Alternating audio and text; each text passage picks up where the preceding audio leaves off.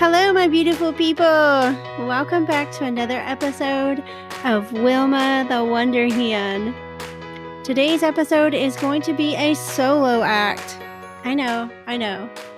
I'll be back next week. We have some amazing guests lined up. You'll be so excited. But today we're going to talk about a heifer roundup, like what happened. What has happened this past week? And let me tell you, most of you probably already know that we had a hawk attack here on the heifer farm.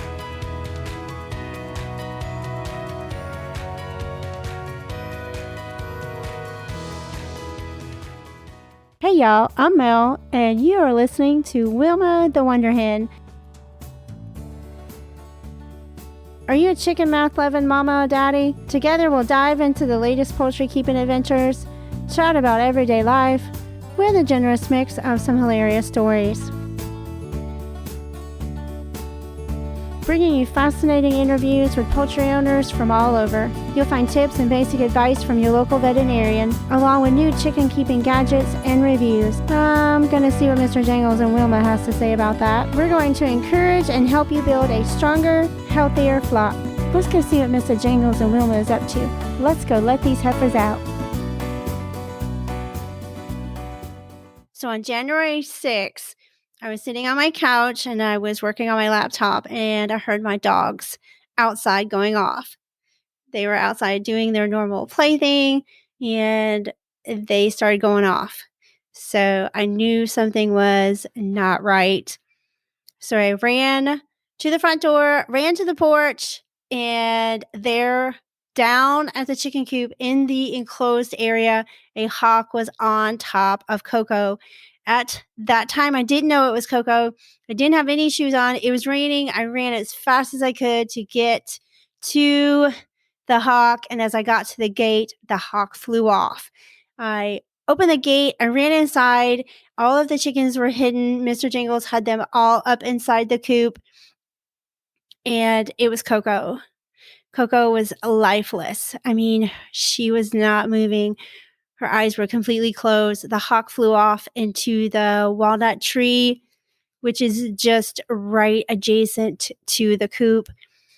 So I scooped down, I picked her up. I'm bawling my eyes out. I'm just crying hysterically. And I know that I could not leave her body there because the hawk wasn't going to leave. He was wanting what he had tried to kill. So I picked her up. She, like I said, she was completely limp. I moved her to the front porch. So I ran as fast as I could to the front porch. I laid her body down there and I immediately ran back to the coop. I wanted to make sure everybody was up, like there was no other injured bird anywhere and everyone was up. So I locked the door and I made certain everyone was fine. At this point, that is when the hawk decided to fly across the street. Now my front porch is facing the street and it's like he was bound and determined to get Coco. So I ran as fast as I could to where Coco was laying. I went down to pick her up, bawling, and she jumps up. And I was like, you did not just jump up. I was like, praise the Lord. You heifer, you. So I finally end up catching her. She is completely disoriented, but she is up running. So that was such a relief at that point. I don't know her injuries yet, so I immediately take her into my she shed, which is where my ICU, my triage area for my chickens, is also where I do my podcasting and where I hold my Zoom meetings for my clients. So it's like a catch-all now. So I take her inside and I turn the heater on to start, warming the place up. So I have the heater running. There's an area already set up for her. We're not going to worry about any kind of food at this point. We're just going to give her water. I did a very quick check. At this point, she is in shock. When a hawk flies down, they are flying down so fast. The impact alone can break their spine and immediately kill them. So, she is traumatized at this point. So I don't want to mess with her too much. The only visible thing at that time The only visible injury I noticed at that time was her comb area, that whole right side. Like her eye was completely closed. Her comb did have a small laceration on it, which combs, if you've ever had a comb on one of your chickens, a small injury or a peck, they do bleed excessively. So I wasn't too concerned about that. I looked her over the best I could at that time. I didn't want to add any more stress to her. So I didn't see any broken bones or any of those things. So I put her into the kennel. I turned the light out. Uh, this is what you want to do for a chicken that is either injured or in shock. You want a very dark, a very quiet, and a very warm, area. So I shut the door and I immediately came inside and I called my veterinarian, because even though I didn't see any substantial wounds at that time, even that comb, because of the hawk, it could have infection set in. Now, I did go out later, in which I will explain, and clean her wounds up, but I wanted to call the veterinarian before it got too late. Our veterinarian is great. I explained the situation. I explained, I didn't see anything that needed them for stitches or any of that sort. So they called in an injectable antibiotic twice a day for 5 days, and pain medication, because I'm sure she was or is very, very sore. So that was the best practice to get her those, to help with any potential infections. So I went and picked those up, and that is when I gave her a more thorough exam, after I let her decompress a little bit. And this is when I found the injury to her neck. It is on the same side that the eye and the comb. I did clean her comb up with some saline solution, just simple saline. There's no other ingredients but saline in it. And I sprayed it down with microcyan. And I took a warm washcloth and I made sure that her eye was nice and clean on the outside, cleaned up any blood. Like I said, she did have an injury to the back of her neck. I cleaned it really well and sprayed it down. And this was 10 days ago, I think. And her neck is healing quite nicely. It has a scab. It didn't have anything that needed to be stitched. But honestly, I don't think that she has vision in that eye. I don't see any infection in the eye. It's not swollen. It's not red. It's not puffy. But there is no, her pupil is almost gone. So I don't think she has any sight in the eye. And we're going to leave her be in the spot that she is to decompress a little longer. Now, she is eating and she is drinking, not as much as, say, a normal chicken would. She is moving around on her own. She is responding when I call her name. Coco is the oldest remaining chicken from my original flock. She is the Pumpkin. I'm working, honey. You need to be quiet over there. No one asked you. This is not your show. Your name is not in the title, sis. So I think I'm definitely going to give her more time inside the kennel to decompress. I am offering poultry cell and Nutri-Rich. This will help fill in the gaps, the nutritional gaps that she is missing by not consuming as much food as she should. She is the oldest remaining chicken that I have from my original flock. Her mother, we did have her mom initially in the very beginning, and Coco will be 7 this year. So I don't know if she'll recover, but I'm thankful that she is alive. So we're just going to continue to let her stay where she is and let her tell me when she is ready to spend some time outside. And when I say outside, I'm going to put her in our maternity ward. It's a very safe area. This is where we raise our baby chicks. And this will give her time during the day to be back with her flock, but not in a way to where they could bully her or pick on her. And this will take time because it's very cold right now, and I don't want her out in the cold during her condition right now. So when it warms up, that is the plan, is to kind of move her into increments of being outside and to see if being outside in her natural environment will stimulate, more foraging, more of that normal chicken activity, so that's our goal. So the hot topic, I know it's a hot topic. I know it. I know it is. Free ranging, right? Free ranging. Free ranging is a very hot topic. We all have very strong opinions on it. We have always free ranged here. And yes, we do have a lot of predators here. We have ground predators like coyotes and raccoons and bobcats and mink and stray dogs, So there are a lot of ground predators and aerial predators like hawks. I've never witnessed a hawk attack on my flock until last week. And we've been here 10 years. I didn't want them out of their run. I didn't want any part of it. None. I was like, there's no way they're ever coming out again, ever. The hawk that attempted to murder Coco came back nearly every day looking for, another prey, another treat. One time it brought 2 other hawks with it.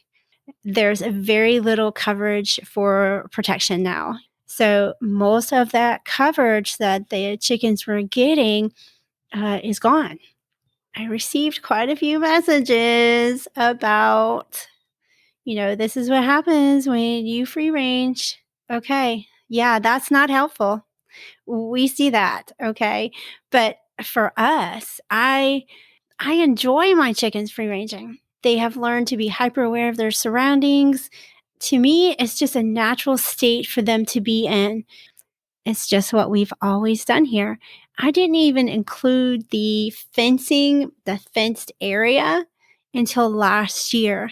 And the reason why we included that was because my chickens were destroying my garden. They have destroyed it for years. And last year I was like, you are not doing it this year. So I gave them an enclosed area, not the run. They have a coop and a run. We have 7 coops, 7 runs, and an aviary. Mr. Jangles and his ladies are always used to free ranging. Always. Now my Bantams, other than the Old English Game Bird Bantam pen, they free range. They are currently not free ranging, but they normally free range. But the other Bantams, they only get supervised time out, only because they are not as aware of their surroundings. But Mr. Jangles and his ladies over the years, it's just what they've done. They've always free ranged. We've always had so many hiding spots for them here that it's not been an issue until now. And when that happened, I felt immediately violated. I was so angry. I think there are pros and cons to every situation. If you only free range your chickens out, during supervised time, hey, that's your choice. That's your prerogative. Currently, that's the only way that I'm doing it until I figure some other things out. I don't know if I can go back to that feeling of not feeling that way. You get comfortable in a situation, and then it just takes one thing like this happens, and it kind of crushes that security, that secure feeling, although you're not realistically secure. So this episode is not about debate of who's right and who's wrong. So here are some things that you can do to deter a hawk. There are informational articles out there that you can read and implement to deter these wild animals from killing your chickens. So they suggested a scarecrow. So build yourself a scarecrow and stick it down by your coop. You can put up fake owl decoys, which we do have. They're actually on a pendulum type thing. So when the wind blows, it looks like the owls are moving because these hawks are so smart. After a couple of days, if that owl decoy is not moving, it's still in the same spot, realisticness about it, the hawk's going to know. They suggest moving the owls around or finding an owl that moves, like has motion to it. Another one was anything shiny. like CDs or brightly colored tape. Of course, aviary netting. You can cover your entire enclosure with the aviary netting, not just your run, but whatever. Like in our case, we have a run, but then we have an enclosed fencing area. They suggested that I cover the entire fencing area. Also, they actually have music that you can buy, like these speakers that play music or sounds that are deterrent to the wild animals, the wild birds, like the hawk. So that's another thing. Or you can play, I know I read on there where you could just play loud music. I don't really know. Crows are not fond of hawks, and usually we have lots and lots of crows here. They don't have as much to eat either, so they've kind of moved on to another holler. I can see them in the distance, but they're not really hanging around here too much. But that also may be because I have the owls up. Investing your time in a livestock guardian animal like a dog. We do have dogs here, but they're not really livestock guardian dogs. That's not really their thing. So that may be something that we are looking to in the future. I'm not really sure yet. We maybe do all of these things and allow them to free range. Now, when this first happened, I just made them stay up until the hawk kind of moved on to another area. And I've not seen the hawk in about 4 or 5 days. That's a good thing. I did let them out a couple of times now. I've stood out there with them the other day. It was like 30 degrees, 28 degrees. And I stood out there with them for about 5 hours because I feel so bad. My birds are just not used to confinement. They didn't grow up that way. And it's really hard on them. Mr. Jangles and his ladies really, really went after it. It was not good. So I did let them out. We're going to figure out some things.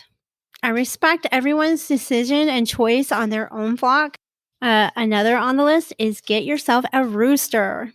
Well, if you can have a rooster where you live, and we actually received some pretty snotty messages about Mr. Jangles and why he did not kill the hawk. To be fair, I don't want Mr. Jangles sacrificing himself. Mr. Jangles did as I had wanted or hoped that he would have done.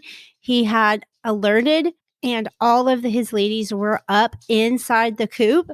Now, Coke, she don't really like to be told what to do. She doesn't really hang out with Mr. Jangles, so she may have not even listened to his alert. Or she was just slower and was actually the last one to get inside the coop. I don't want Mr. Jangles sacrificing himself. I don't want any of my flock to be sacrificed. In my eyes, Mr. Jangles is just as important or has as much value as my laying hens. I don't know. Some people think the laying hens are more value because they do lay eggs, and roosters are just things you can toss away. But for me, Mr. Jangles holds just as much value in my heart as any of my laying hens. They all mean the same.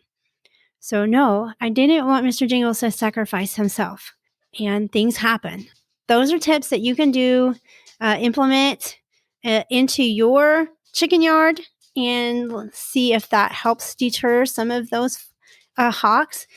Keeping bird feeders away from anywhere near your chicken coop. That is also on the list. I would love to hear any suggestions that you have and what you have done to protect your backyard flock. We'll never be 100% safe. And honestly, I do believe we will always be free range here. It's just what I think is best for my flock. It makes them the most happiest. Yes, I'm very sad that Coco was attacked by a hawk, but I still think that free ranging is for us. We all have our own flocks, and you definitely have to decide on your own. And we have some pretty amazing guests coming up this week. We just always want to encourage you to educate yourself and to figure out what works best for your flock, your situation, where you live, all these different factors. We're not all the same. We don't all have the same situation, and we need to be respectful of each of our different values and beliefs. So here at Whim of the Wonder Hen, where education fuels compassion, And we'll see you next time. Bye, y'all. Pumpkin, you gonna say goodbye? Okay, never mind. Bye, y'all.